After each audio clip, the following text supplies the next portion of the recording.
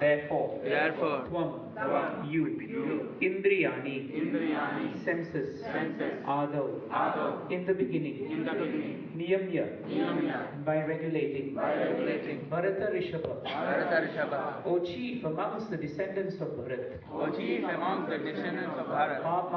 Papmanam, the great symbol of sin, Prajahi, curb, he, certainly, Enam, this, Jnana, of knowledge, Vijnana, and scientific knowledge, of the pure soul, Nashanam, the destroyer. Translation and purport by His Divine Grace A.C. Bhaktivedanta Swami Srila Prabhupada Ki. Please repeat the translation. Therefore, O Arjuna, best of the Bharatas, in the very beginning, curb this great symbol of sin, lust, by regulating the senses, and slay this destroyer of knowledge and self-realization. Please hear the purport. The Lord advised Arjuna to regulate the senses from the very beginning so that he could curb the greatest sinful enemy, lust, which destroys the urge for self-realization and specific knowledge of the self. Jnana refers to knowledge of self as distinguished from non-self, or in other words, knowledge that the spirit soul is not the body. Vijnana refers to specific knowledge of the spirit soul's constitutional position and his relationship to the Supreme Soul. It is explained thus in the Srimad Bhagavatam 2.9.31. Jnanam paramaguyam me yad vijnana samanvitam sarahasyam tat angam cha grahana galitam maya. The knowledge of the self and the Supreme Self is very confidential and mysterious. But such knowledge and specific realization can be understood if explained with their various aspects by the Lord Himself. Bhagavad Gita gives us that general and specific knowledge of the self. The living entities are parts and parcels of the Lord, and therefore they are simply meant to serve the Lord. This consciousness is called Krishna consciousness. So, from the very beginning of life, one has to learn this Krishna consciousness, and thereby one may become fully Krishna conscious and act accordingly. So, from the very beginning of life, one has to learn this Krishna consciousness, and thereby one may become fully Krishna conscious and act accordingly. Lust is only the perverted reflection of the love of God, which is natural for every living entity. But if one is educated in Krishna consciousness from the very beginning, that natural love of God cannot deteriorate into lust. When love of God deteriorates into lust, it is very difficult to return to the normal condition. Nonetheless, Krishna consciousness is so powerful that even a late beginner can become a lover of God by following the regulative principles of devotional service. So, from any stage of life, or from the time of understanding its urgency, one can begin regulating the senses in Krishna consciousness, devotional service of the Lord, and turn the lust into love of Godhead, the highest perfectional stage of human life. Om Ajnana Timirandasya Jnananjana Shalakaya Chakshurunmilitam Yena Tasmai Shri Gurave Namaha Shri Chaitanya Mano Vishtam Sthapitam Yena Bhutale Swayam Rupa Tadamayam Dadati Swapadantikam Vandeham Shri Guru Shri Tadapadam Shri Guru Vaishnavamsha Shri Rupam Sadhajatam Sahagana Vitam Sajivam Sadvaitam Savadutam Parijana Sahitam Krishna Chaitanya Devam Shri Radha Krishna Padan Sahagana Lalita Shri Vishakhanvitamsha He Krishna Karuna Sindhu Dinabandhu Jagatpate Gopesha Gopika Kanta Radha Kanta Namostute Tattakanchana Gaurange Radhe Vrindavaneshwari Vrishabhanusute Devi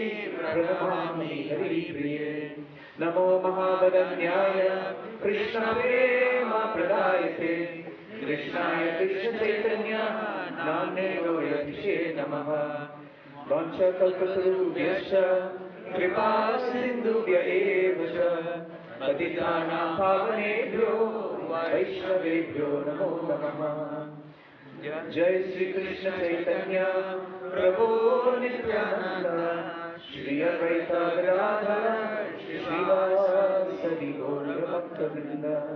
Hare Krishna Krishna Krishna Hare Hare Hare Rama Rama Rama Hare Hare. So we welcome all devotees today for the program. This is an important verse because it almost wraps up the last few verses. In the last few verses of Bhagavad Gita, Krishna has been asked a very important question by Arjuna. And the question again is simple. Why is it that very often in our lives, we know something is wrong and we shouldn't do it? And yet, it seems as if we are compelled to perform it. For example, you know that if you do something, you will hurt someone.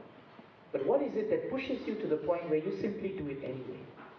Sometimes you say, I try very hard, but even then, I felt like I had to do it. What is it that impels the living entities to actually perform what we call sinful activities? Sometimes the word sinful is given a very biblical understanding. It's understandable because we live in a very large world. But the concept of sin in Krishna consciousness is very important. Srila Prabhupada defines sin as a state of condition where we are forgetful of our relationship with Krishna. Very important is the definition of sin. In other words, when you perform an activity where actually Krishna is not involved, that activity is sinful. But if you put Krishna in the center of any activity that you do, then even if the activity has the capacity to become sinful, because Krishna is there, the capacity to become sinful can be transformed by Krishna consciousness. Very important. A simple example is eating. When we eat and the food is not offered, then Bhagavad Gita tells us the food actually has karmic effects. Technically speaking, that food is sinful. But the moment you actually can chant Krishna's names and offer the food to Krishna first, and then you let Krishna take his fill, and then after that you take it, then that food has no effect on us. In fact, it purifies us. So like that, many of us, maybe in our previous lives, I don't mean as in last lives, but the life before you came to a devotee in this life, maybe you were all good dancers. Some of you love to dance, and maybe you went to the pubs, to the discos to have a good dance.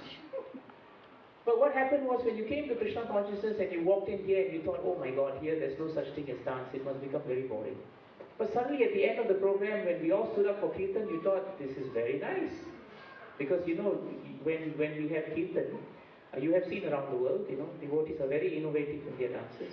They're very ecstatic also. So whatever propensity we have can be used for Krishna. It can be used. Largely it can be used. So that is why this question is very relevant. What is it that makes us do things that forget Krishna? That's what Arjuna is asking. That is what he's asking. What is it that makes me forget Krishna? And Arjuna is answered by Krishna very nicely. He says it is lust. It is lust that makes you forget who you are, where you have come from, and where you will go. Who you are means the constitution of the soul. Who we really are. Lust makes us forget who we are. That's a very difficult thing. And lust simply means, as Prabhupada writes here, a perverted reflection of our love for God. This is very important. Lust is not something that we want to throw away and not face. Lust simply means a state of consciousness where we want everything for ourselves.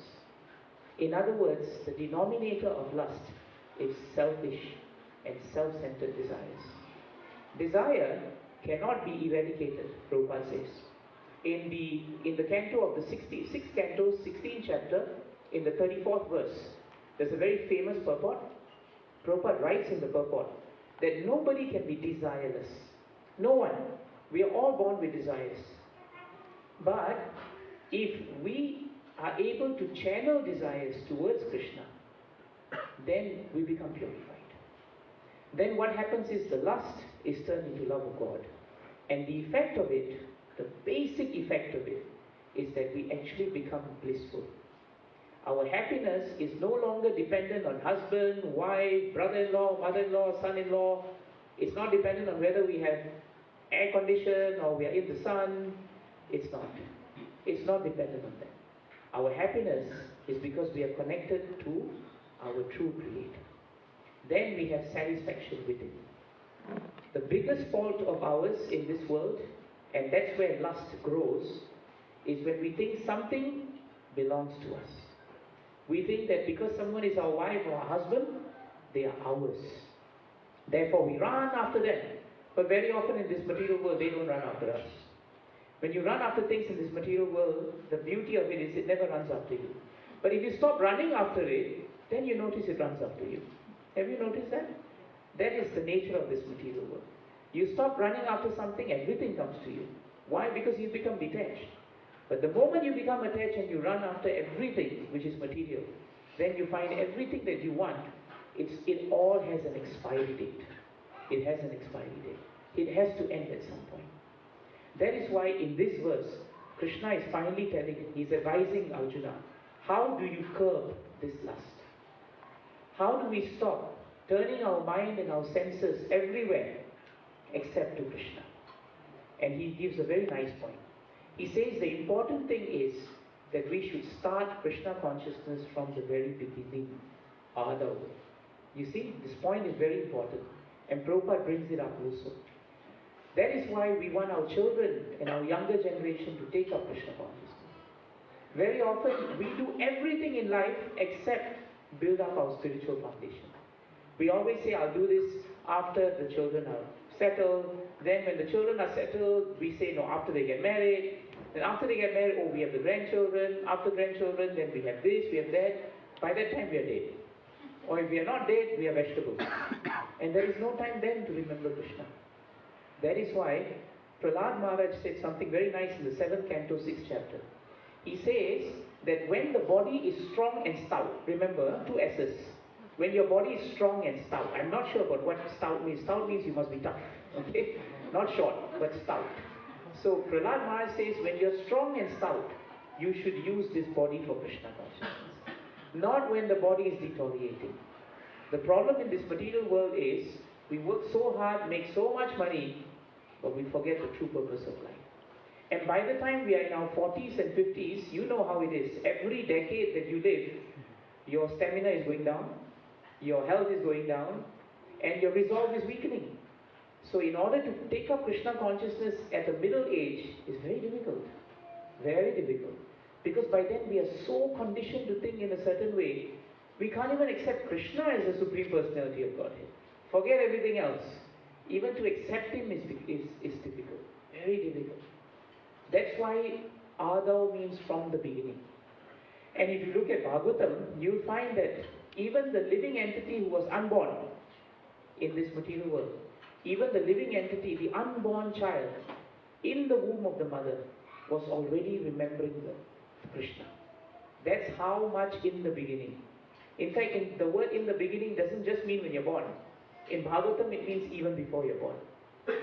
And that's why the child prays very nicely at this point. If even the child in the womb of the mother recognizes how much lust has affected it in its previous life. And that's why it has gotten the form of a human birth again. In the verse, what's that verse? 3rd canto, 31st chapter, 12 verse. Tasyopasannam avitum jagadichayata nanatano bhuvichalarcharanara soham vrajami sharanam akuto bhayam me yene drishi gatiradharshi asato anurupa. The translation is very nice. This is the unborn child. And this is a unique prayer. Because this is the only prayer in Bhagavatam, if you think about it carefully, this is the only prayer that every one of us have ever chanted. By default, we're all unborn children at some point. And all of us had the opportunity to chant these prayers. Bhagavatam is so kind that it has actually published our prayers, if you think about it. Whatever happens, we can lay some claim to fame. If you tell anyone, my Guru Maharaj used to say, if you want to tell anyone that I'm in Bhagavatam, you can tell them I'm actually in the 3rd canto, 31st chapter. Except that after I came out, right, I didn't follow a single of these prayers because I've completely forgotten Krishna. But the child says, I must take shelter of the lotus feet of the Supreme Personality of Godhead. Why? Because He is the one who can give me relief from all kinds of fear. Not misery, but fear. Why fear and not misery? Because it is fear that brings misery. Misery never brings fear. Fear brings misery. Have you noticed how when you become fearful of a condition, you become miserable? And it is not always the other way. It is not that when you become miserable, you become fearful. When you're anxious, something is going to leave you, you are fearful. That is when all misery comes. That's why the child is correct. He says very nicely, I take shelter of Krishna because only He can relieve me from this fear. And then he says something very nice. Not only can He give me relief, but I have received this condition of life. I received this condition of life. Why? Because it is befitting my impious activities.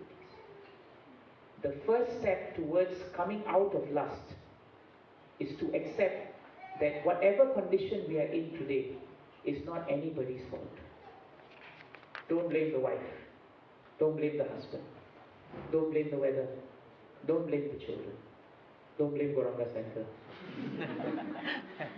Don't blame anyone. Unborn child says, whatever I'm getting now, Krishna, it is perfect for me. It is befitting my impious activities. This is the royal road to coming out from lust. Those who look within and introspect, they learn to see Krishna. They see the hand of Krishna. Those who are always looking outside, it is very hard for them to see Krishna. The evidence of this is Parikshit Maharaj. The moment Parikshit Maharaj was cursed, did he curse back? No. He accepted the curse. And he said, this is fitting for me. I deserve this curse. Krishna has come in the form of a Brahmana's curse. And the moment he did that, all his ties with this material world was that day. The moment he said that prayer, the ties with matter was cut. And he immediately concentrated on his true position.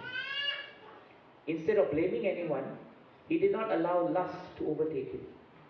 He only allowed love for Krishna to replace lust. What did he do?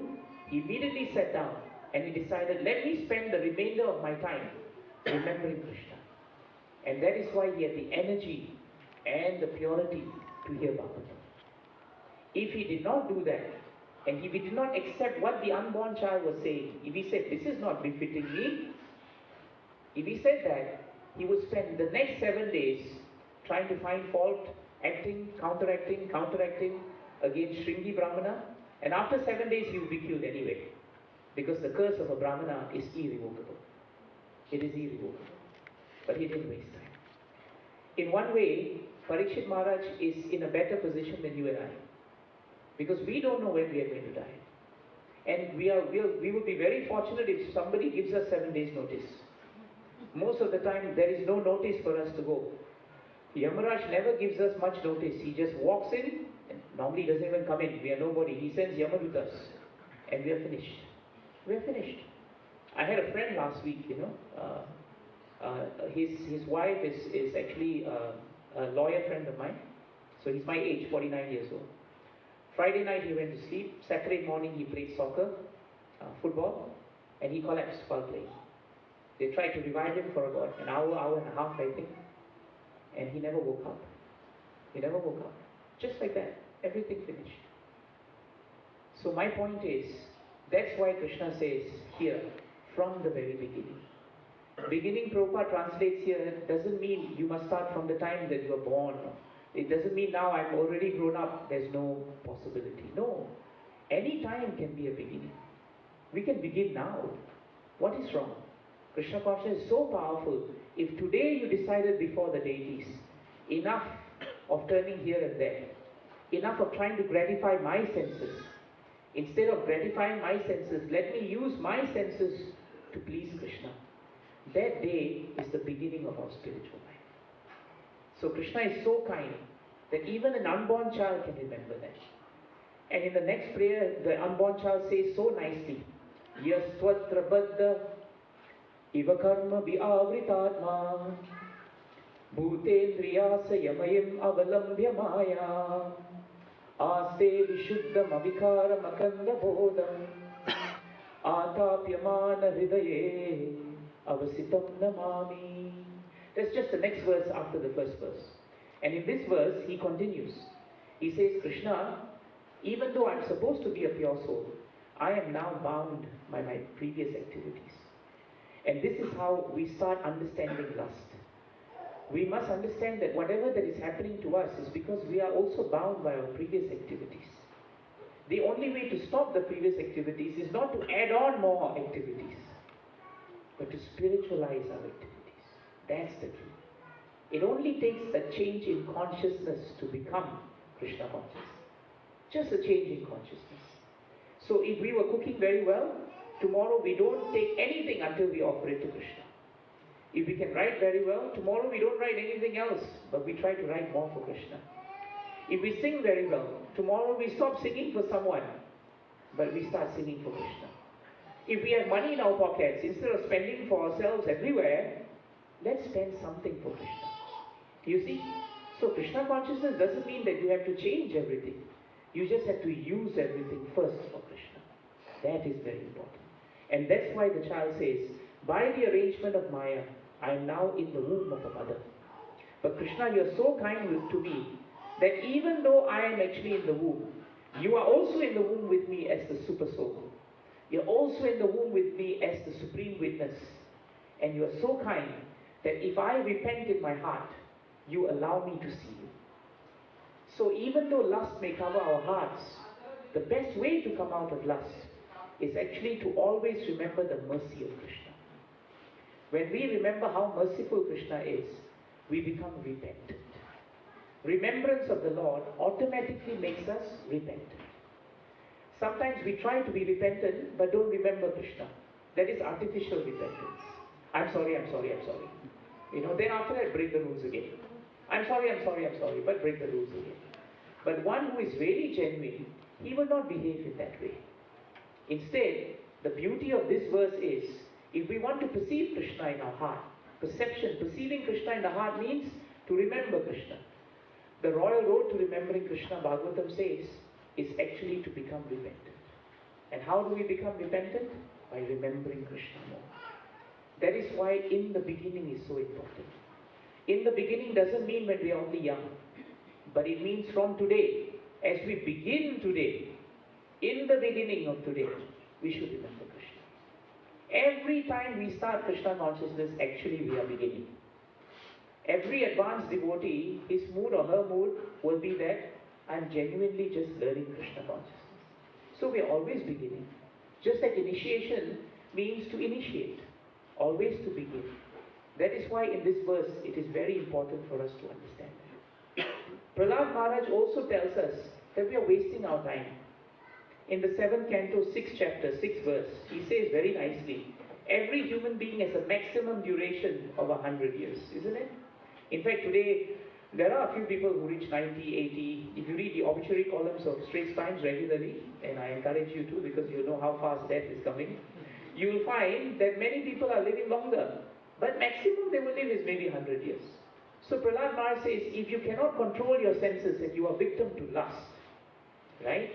Then what happens is, 12 hours every day of your life will be spent in sleeping.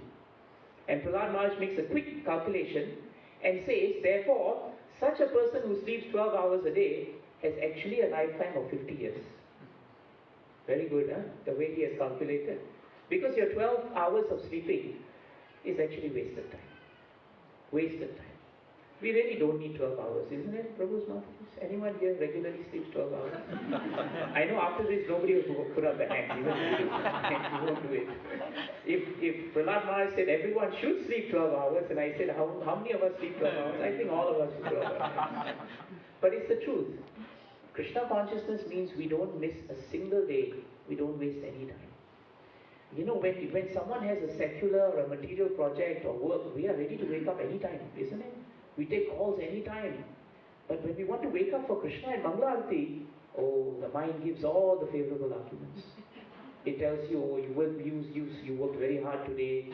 Therefore, if you take too little sleep now, tomorrow morning you will wake up and you won't feel well, and then your next day Mangalarti you cannot attend. First day already you cannot, but you want to plan to attend the second day. So this is how the mind, Prabhupada says mind is very dangerous. And Bhagavad Gita says the mind can either be a friend or it can be a foe. So that's why Prahlad Maharaj says, such a person who wastes his time just in gratifying the senses, he lives only 50 years. So if you have 80 years of capacity, you only live 40 years. And if you only live for 50 years, then you actually live for 25 years. This is the point. So then Prahlad Maharaj says, in the tender age of childhood, what happens to us? We're all bewildered. Isn't it true? Do you really remember your childhood as being constructed? Very often we are bewildered. We don't know what's happening. People tell us to do this, we do this. We just have to study. We play for a while. And then Prahlad Maharaj says, that way 10 years pass. Then he says, in boyhood, we always engage in sports or play. And in that way, another 10 years also pass. Then Prahlad Maharaj says, in that way 20 years have gone. And then in old age, when one is invalid, then we can't even perform material activities. And at that point of time, another 20 years of old age is passed wastefully also. Prahlad Maharaj has given us very good scope of how we are wasting life. And in case you pass boyhood and you come up to an age where you want to get married, then we spend 5 years looking for the wife, another 5 years regretting the wife, another 10 years tolerating the wife, and vice versa, of course, wife to husband, husband to wife. And like that, 30, 40 years of our Grihastha ashram just passes. And before we know it, Prahlad Maharaj says, one whose mind and senses are not controlled, we become increasingly attached to family life. This is a very important point of lust. If our senses are not controlled, Prabhus and Matajis, then Prahlad Maharaj in the 7th canto, 6th chapter, 8th verse, he makes it very clear. He says, if your mind and senses cannot be controlled, control means to be engaged in Krishna, the result of that is you will become increasingly attached to family life. Because your lust and your desires, instead of channeling them to Krishna, you will expect that your wife must satisfy them, your husband must satisfy them, or your children must satisfy them. And because by nature we cannot be satisfied, they will never be able to satisfy you, and you will never be able to satisfy them. And like this, all your life will pass. All your life will pass. See how nice Prahlad Maharaj is saying. So then he says, the remaining years are also wasted, because even in those years, he cannot engage himself in devotional service. How practical Prahlad Maharaj is. Whatever he has said, he said millions of years ago in Bhagavatam. But even as we speak these verses today, do you not realize that we are still facing the same situation? Every day is a challenge. It doesn't matter which ashram you're in. Wife can be replaced, husband can be replaced by any other object that the senses become attracted to. Very important. The senses and the mind are so powerful. Bharat Maharaj left an entire kingdom in the 5th canto. He left his wife, he left his children, he left the vast wealth that he accumulated. And when he went to sit down in meditation, and when he sat down, he was very convinced that he would only meditate on the Supreme Personality of Godhead. And that would be the object of his worship. But it took one deer to give birth to a baby, to die, and for Maharaj to express his compassion to that small baby deer, and then to make that deer more important than anything else. So much so that by the time he ended that life, he was remembering the deer more than he was remembering Krishna. So you don't need 10 things to catch us in this material world. You just need one. Just one. That's all. And it catches us. Ajamil, as a young boy, he was coming from very pious family. He was worshipping Lord Narayana. But it took one moment of seeing a man and a woman in embrace, and that was the end of it. And there was just one man and woman. We are in Kali Yuga today. Right? Today, if we don't see a man and woman embracing, it is surprising. It is the other way around today. So how degraded this population has become is something that we must become acutely aware of. And that is why our sastras tell us that. So Prahlad Maharaj has given us the basics of understanding. Parikshit Maharaj, by his nature and his character, showed us in Bhagavatam how he could leave everything because he had one important weapon against lust. And that weapon is found in 259 of Srimad Bhagavad Gita. It is the weapon of higher taste.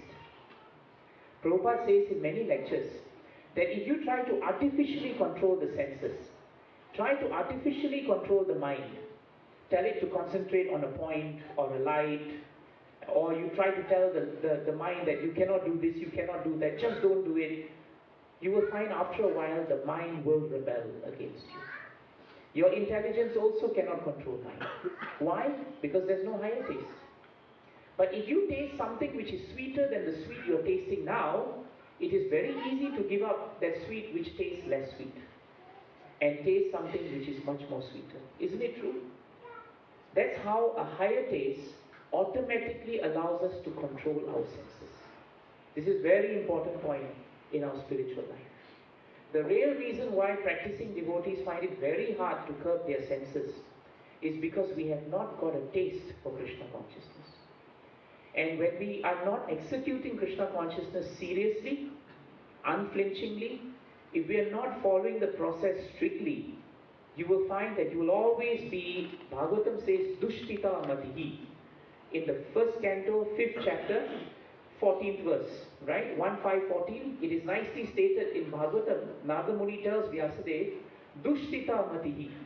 The mind becomes like a pendulum which moves from one end to the other, one end to the other. Today pure devotee, tomorrow fallen devotee. Today fallen devotee, tomorrow pure devotee. That kind of a syndrome. Today, Prabhu, I woke up for Mangala Aarti. Next 10 days, I take leave. That is why we are in difficulty. Why? Because there is no higher taste. That is why Krishna says in Bhagavad Gita, Vishaya vinivartante, niraharasya dehinaha, rasa varjam rasopyasya, param dritsva nivartate. And the meaning is very important. Krishna says very nicely, the soul who is embodied may be restricted from sense enjoyment, but his taste for the sense objects remain. You may stop a patient from eating something because you say he's diabetic, cannot take sweets. Prabhupada writes in the purport, the patient will stop eating sweets, that's true, but his taste for it remains. So if you're not around and he sees the sweets on the table, I guarantee you, you put a CTV and he will jump for the sweet, make sure you're not around and he will eat it. Tomorrow if he dies of diabetes, you'll be wondering, wait a minute, he was such a strict person, but only he knows the day he ate the sweets. Why? Because his taste for the sweets remains. That is why we are in difficulty. Because while we are chanting, because we are not attentive to chanting, while we are performing service for Krishna, we are not attentive to Krishna. When we perform devotional service or we read Bhagavatam, we are not scrutinizing in our reading of Srimad Bhagavatam. That quality of devotional service which is absent makes us lose taste or never regain taste. And when that happens, even if we try to stop it artificially, we will eventually go back to material sense enjoyment. It's a very important point. And that's why Prabhus and Matajis, Prabhupada says here that uncontrolled senses is a big problem. But the only way to cross it is actually to have regulated senses. And how do you regulate your senses? We regulate our senses by actually taking up the process of devotional service. But we take up the process of devotional service so that we will have a higher taste. That is very important. If we just take up the process and we don't have faith that the process works, we will not have taste for it. But when we create faith for the process, then the taste will come. Why? Because Krishna becomes pleased that we are performing it sincerely. Sometimes people ask, how will I get taste? You can only get taste for bhakti, taste for devotional service through 2 or 3 very important ways. 1, sadhu sangha. The more sadhu sangha we get, in other words, the more association of like-minded and advanced devotees, the more we get that association, the more we will gain taste for bhakti. Very, very important. Association defines our faith. Association creates faith. Second, if we study Srila Prabhupada's books are so pure. If we just bury our heads in these books daily, if we read them aloud if we are very tired, even if we have no taste, we read them and we have faith that eventually we will have taste. Krishna and Srila Prabhupada will become so pleased with us that they have the potency to instill and create taste for us in our hearts. And third is to surrender to the teachings of our spiritual masters. Very, very important. Sometimes taking initiation can become very fashionable. Everybody's taking initiation, I also must take initiation. But sometimes after taking initiation, the disciple can become guru. And then the guru wonders who is disciple and who is guru. We are so used to dictating, we are so used to being in charge, that we forget devotional service is actually about letting Krishna take charge. It's actually about letting the spiritual master take charge. It's letting the acharyas take charge. When we do that, we will lose taste for material enjoyment and we will gain taste for spiritual life. Every time we have not had taste, it's either one of these three or maybe all of these three. That we should check ourselves in our own lives. And that is why unregulated senses will cause havoc. It will clearly cause havoc. The best example I can think of was 2 weeks ago when we talked about Pururavas and Urvasi, isn't it? Because Pururavas was not, his senses were not engaged in the worship of the Lord, they were ultimately engaged in the worship of Urvasi. And therefore he became disturbed. Bharat Maharaj sat down to remember Krishna. But ultimately he's used his senses to remember that baby deer. Ultimately he became disturbed. So every time our mind becomes disturbed, please, you know the disturbance is a symptom. But the disease is our senses are being channeled to sense enjoyment. That's why we are disturbed. We are not disturbed because this Prabhu told me that, and then Mataji said this, and this Prabhu didn't look at me, and someone didn't give me this. No. Bhagavatam says the mind and only the mind is the great source of distress. It is not the stars in the heavens. Some people say, Prabhu, I cannot chant my 16 rounds because for the next 7 years I got Sani Dosh. Therefore, because of that, whatever I do also, Prabhu, I cannot chant 16 rounds. I told you, I've got a god brother, in Trivandrum. He never chanted his rounds. And one day my Guru Maharaj asked him, why you are not chanting your rounds? He said, Maharaj, I went to see an astrologer. And he told me, because your time is not good, whatever you do, you cannot chant your rounds. What an easy way to just come out of Krishna consciousness. This is the position of the mind. So don't blame anyone. We should look to ourselves. The defect is in us. We have to change our consciousness. How do we do that? Regulate it. How to regulate? Put Krishna in the center. How to put Krishna in the center? By creating activities for Krishna. Making ourselves active in Krishna consciousness. Because if we don't do that, we'll be in trouble. And Prabhupada ends actually in many of his purports by saying something really nice. Prabhupada says that the best way to regulate senses is simply to use them in the service of Krishna. That's all you have to do. You don't have to do it artificially and without separate endeavor. The best person we can think of actually is Haridas Thakur. We had this wonderful drama of Haridas Thakur, isn't it? For Gaur Purnima. It was really nice. And it's Haridas Thakur here today, yes, Umesh Prabhu. So when I saw Umesh Prabhu as Haridas Thakur, I thought really, he's a very accurate representation of Haridas Thakur. It's really nice, it was really nice. And who can forget Vishal Prabhu? He's sitting right in front of me, So the moment I say Haridas Thakur now, I have to remember Vishal Prabhu. Because he played the part of the lady with so much of the proper mood. Because that's how she approached Haridas Thakur. For those of you who may not know, Haridas Thakur is a very powerful devotee in our movement. Right? He was not, he was born into not a very well-qualified family. He was not born into a devotional family. But he became so attached to the chanting of the Hare Krishna Mahamantra that he would chant it and chant it and chant it incessantly. 300,000 times daily. Amazing. So when he left, his village and he came to this area where Ramchandra Khan was the minister, when he settled down in that area, if you read Chaitanya Leela, you will find that Haridas Thakur very quickly won the hearts of all whom he met.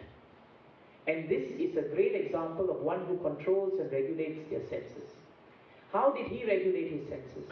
By simply chanting Hare Krishna, Krishna Krishna, Hare Hare, Hare Rama, Rama Rama, Hare Hare.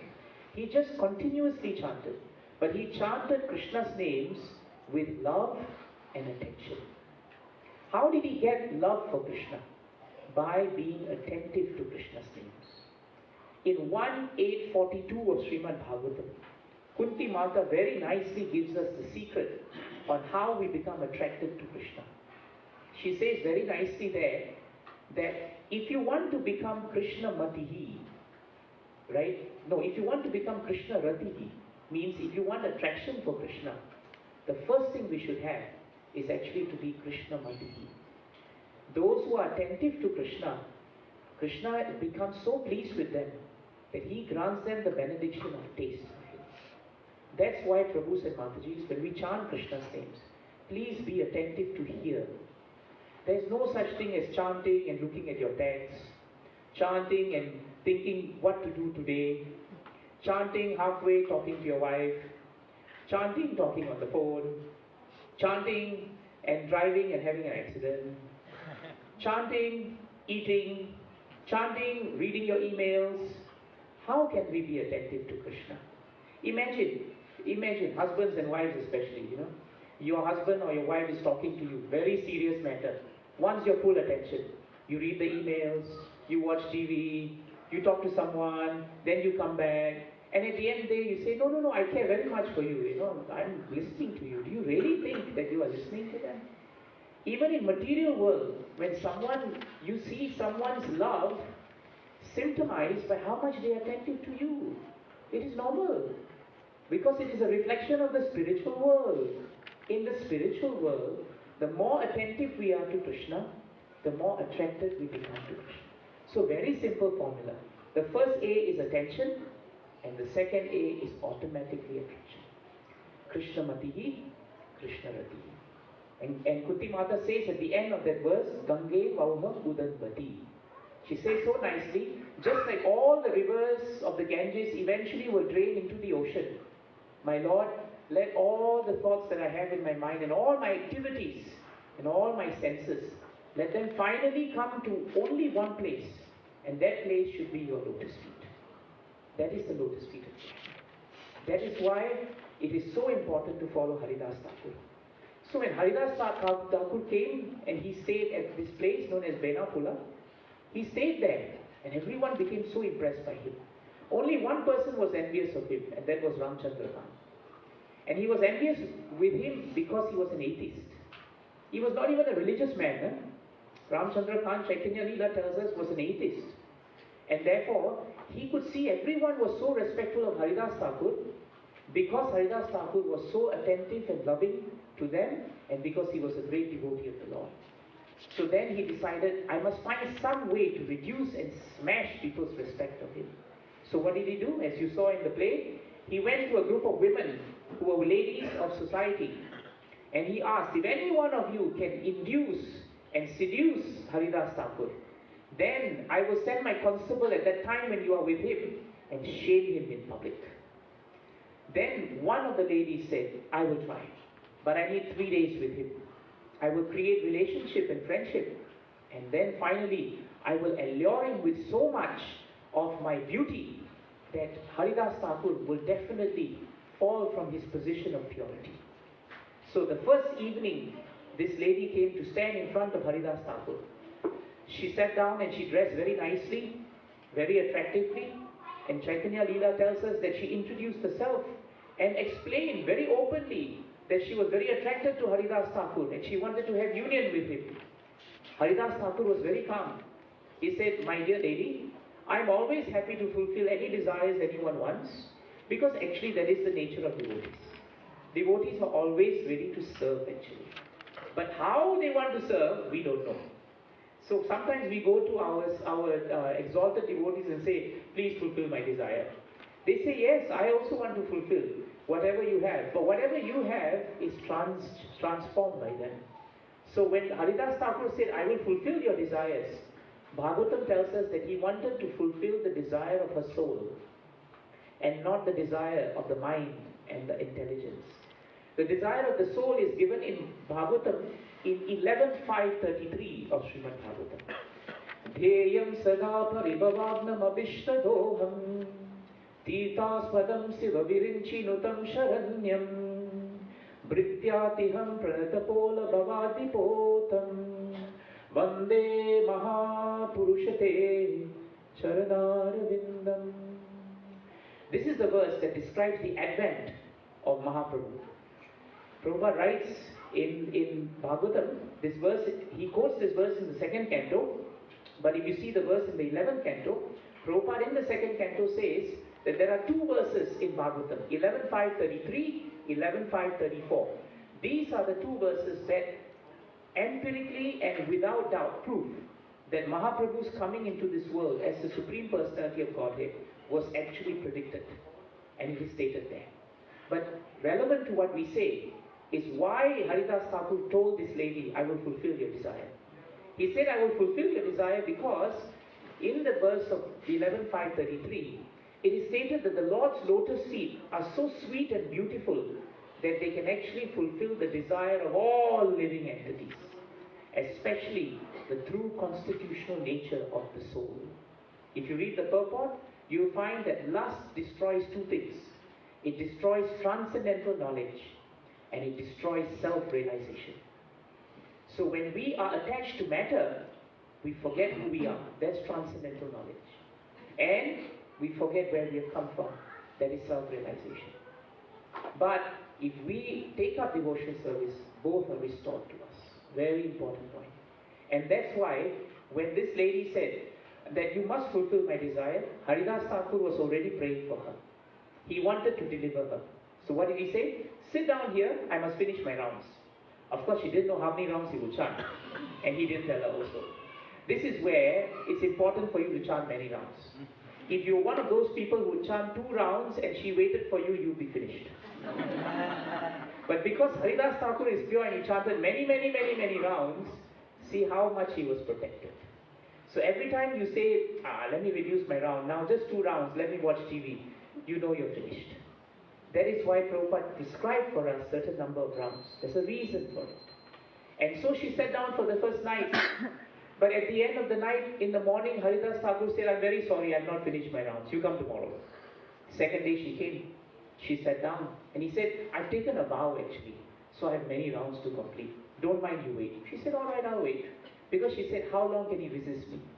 How long can the senses resist an object of lust? Very difficult. So the upper hand was in her hands. But she did not know who she was dealing with. On the third night, finally, as she sat down, Haridas Thakur said, tonight I will finish all my rounds. So she thought, finally. So she sat down, and he said, while you are sitting down, and we are sitting in front of Tulsi Maharani, who is the greatest devotee of the Lord, I will just chant. And you may hear my chanting. All 3 days, mind you, she heard. Huh? She didn't chant the first day, she didn't chant the second day, but she heard. And that's the power of hearing. That's why we sit here from 5:30 to 6:30 to hear. We don't realize the power of hearing, but it's very subtle. On the third night, as she started hearing the chanting of the Lord from Haridas Thakur, pure devotee, this lady started chanting. And by the morning, she was chanting. She was chanting and she was chanting. And then Haridas Thakur said, Mata, I have finished what I ever had to do. All my quota is finished. I am ready now to fulfill your desire. And if you think very deeply now, he has fulfilled the desire of the soul.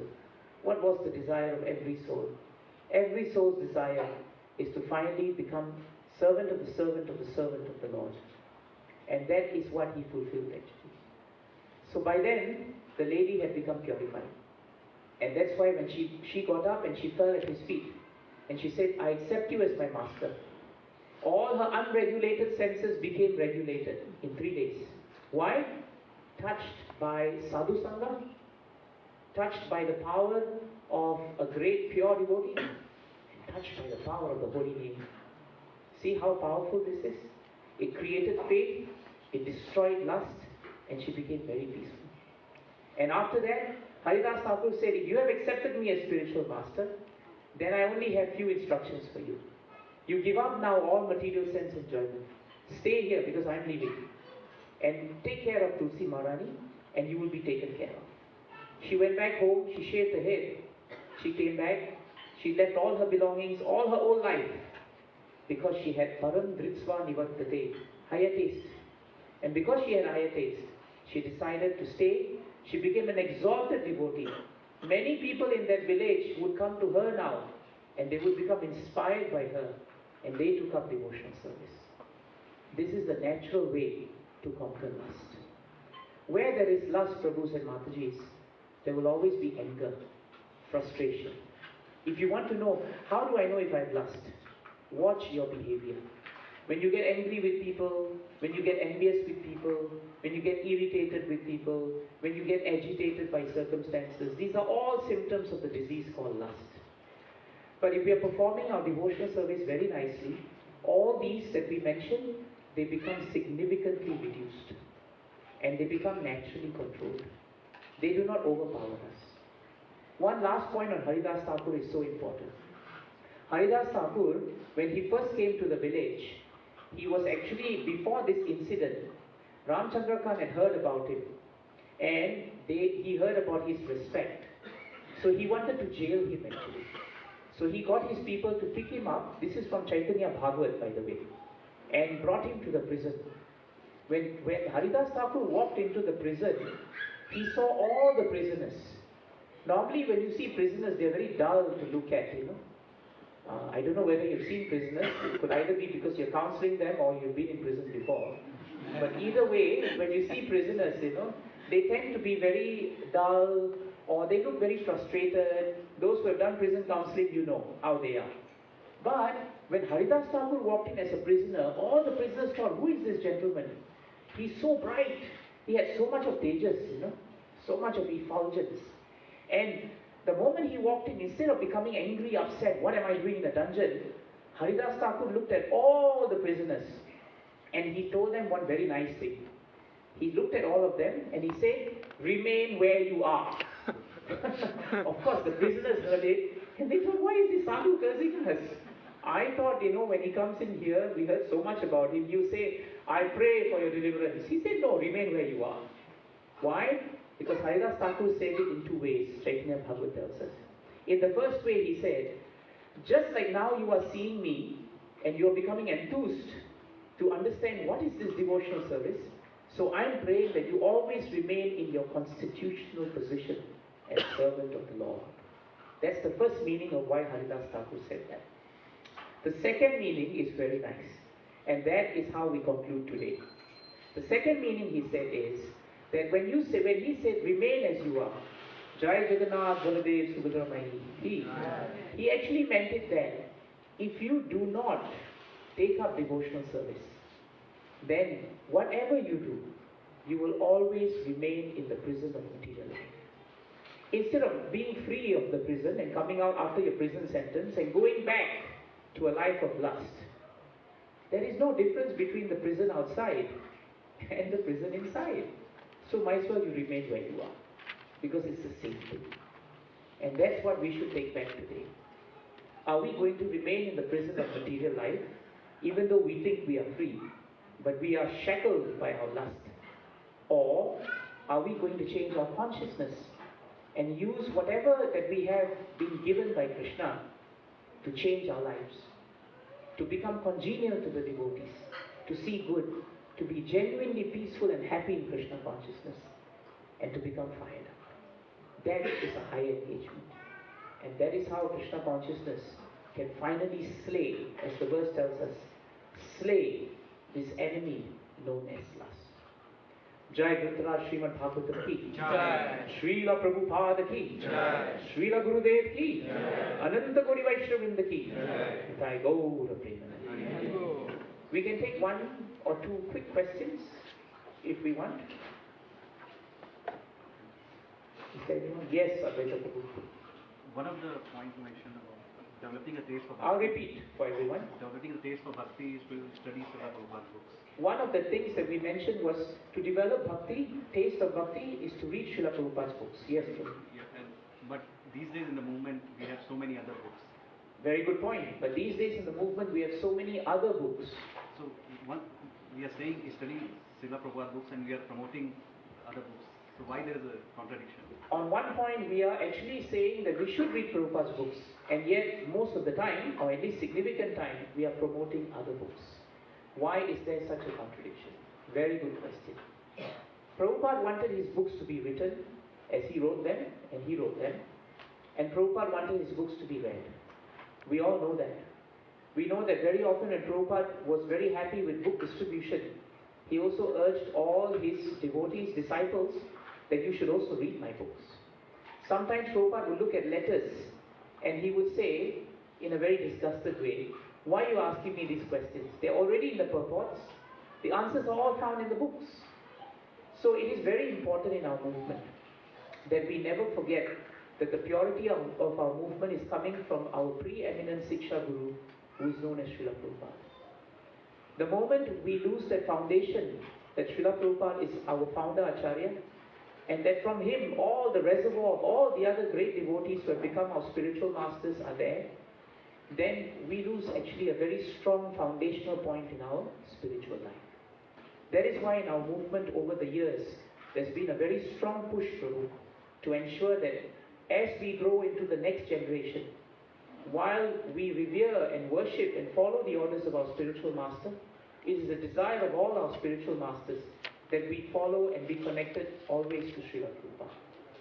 Which means then that Prabhupada also in his writings, Prabhu, encouraged his disciples to write too. If you read Sikshamrita, if you read some of his letters, he also encouraged his disciples to become expert and to write. But it's very important that as we read writings written by the disciples of Srila Prabhupada in our movement, we should read it in such a way as to never compromise our time spent with Srila Prabhupada's books. Very important. So foundationally speaking, even if we have, say, our spiritual master's lecture that we are hearing, every day should never go without us hearing Srila Prabhupada's lecture and reading Srila Prabhupada's books for a reasonable period of time. Prabhupada recommended 2 hours. If we can do 2 hours, it will be amazing.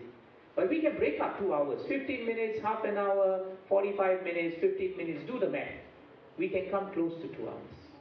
Devotees who have done that, Prabhu, while also listening concurrently to their spiritual masters, because most of our spiritual masters tell us to read Prabhupada's books anyway.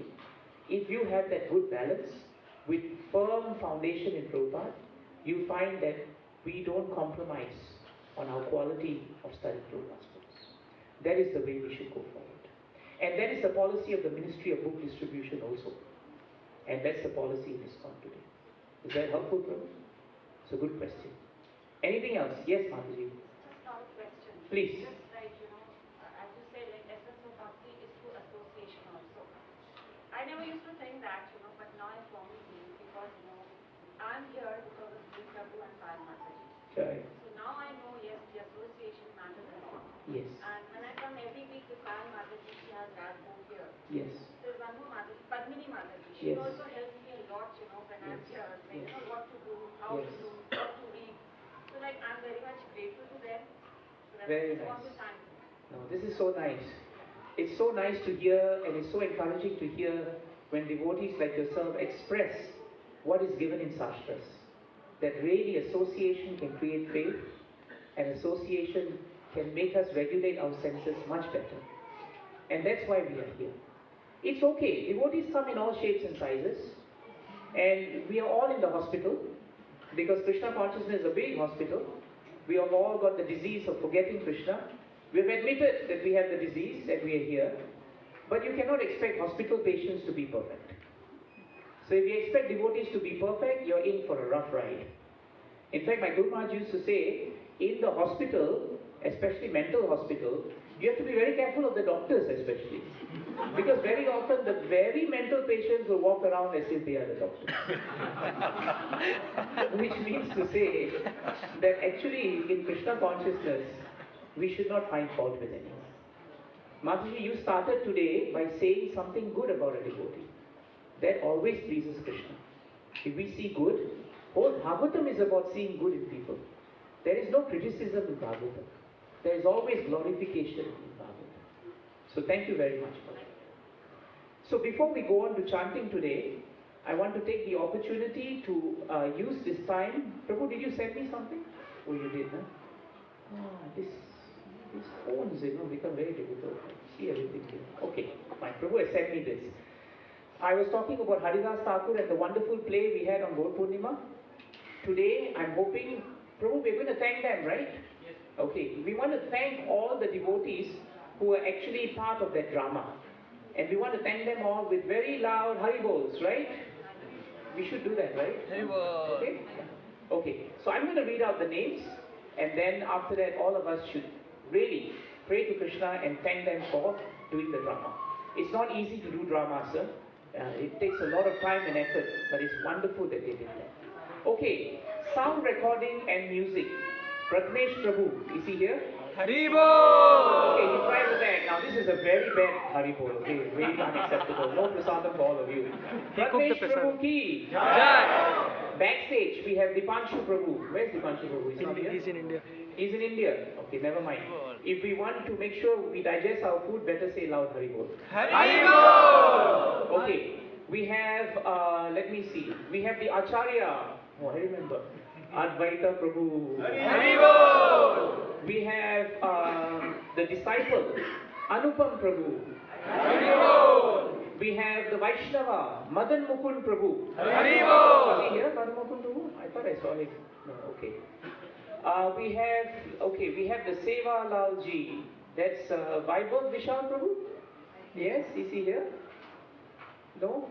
Okay, then we should say Haribol. Haribol! We have Ramchandra Khan, I remember him, yes. Kamesh Prabhu. Haribol! And then we have assistant, Pushkar Prabhu. Haribol! We have the saint, Vishal Joshi Prabhu. Haribol! Then we had some nice villagers, if you remember. There was Tarun Prabhu. Haribol! There was Pradeep Prabhu. Haribol! There was Atul Prabhu. Haribol! Of course, you remember the very transcendental executioners. Sukesh Prabhu. Haribol! And Pawan Prabhu. Haribol! Then you had, let me see. Oh yeah, you had the school trip where you had the adults and the children, right? Okay, you have Rohini Mataji. Haribol! We have Bhavya. Haribol! Madhavi. Haribol! We have Radha. Haribol! Arth. Haribol! And Vrinda. Haribol! Very nice. Now we have Chaitanya Mahaprabhu. No, before Chaitanya Mahaprabhu. We have Haridas Thakur Prabhu. Who was it? Haribol! Ganesh Prabhu. Very nice. And then we had the society girl. Haribol! Who is that? That's Vishal Prabhu. Very nice, very nice. I think we'll never forget Vishal Prabhu now. And finally, last but not least, we have as Chaitanya Mahaprabhu, Sridhar Gopal Prabhu. Haribol! Where's Prabhu? Is he here? Where is Prabhu? Prabhu, would you mind coming forward? Sonali Mataji, are you here? Yes. She's upstairs. Sridhar Gopal Prabhu and Sonali Mataji are going to be leaving Singapore. And they have to go back to India because among other things, I think they want to take care of Prabhu's aging mother, whose health has been a bit challenging. Sridhar Prabhu and Mataji have been stalwart devotees in our congregation. And you all know how much of services they have done. They've both become so much a part of our spiritual family that when they leave, it's going to be very painful for us. The wonderful thing of Vaishnavas is that there are no goodbyes. Bhakti Vinod Thakur said, Vaishnavas never leave each other actually. And the beauty of it, Prabhu, is wherever you are, you will never be far from our hearts. And wherever we are, hopefully we will also be in your hearts. We pray and wish you all the best in your spiritual endeavors, Prabhu. But we also want to inform you that in Singapore we have a curse. The Singapore curse is that no matter how far a devotee leaves Singapore, there's a very good chance that because we pray very hard and we curse that they must come back, they will find their way back. Sometimes these times when we have said to devotees, goodbye Prabhu, have been premature. Because suddenly 3 months later they come back very quietly. And all the climax of them leaving, becomes a bit muted, you see. But we would rather have that than them not coming back. So Srila Gopal Prabhu, at the earliest available opportunity, Mataji, at the earliest available opportunity, please come back to Singapore. And we are praying very hard to Jagannath that somehow mother's health will improve. She will be jumping up and down like a devotee and tell you, why are you wasting time in India? Don't want to see your face too long, and come back to Singapore. Okay, so we pray very hard. And even if you cannot come back now, you're not very far. India is not so far. Today going to India is like taking a bus, isn't it? Very easy. We will see all of you together. Please pray for us in Singapore. Because in Singapore, this is like a desert, and devotees like you and Mataji are like oasis. So 3 very, very loud Haribols for them. Haribol! Haribol! Haribol! Ananta Gauri Vaishnavrinda ki Jai! Srila Prabhupada ki Jai! Srila Gurudev ki Jai! Thy Gauru Premanjana. Haribol! Is there time to chant one round? Or is it difficult? Okay. Let's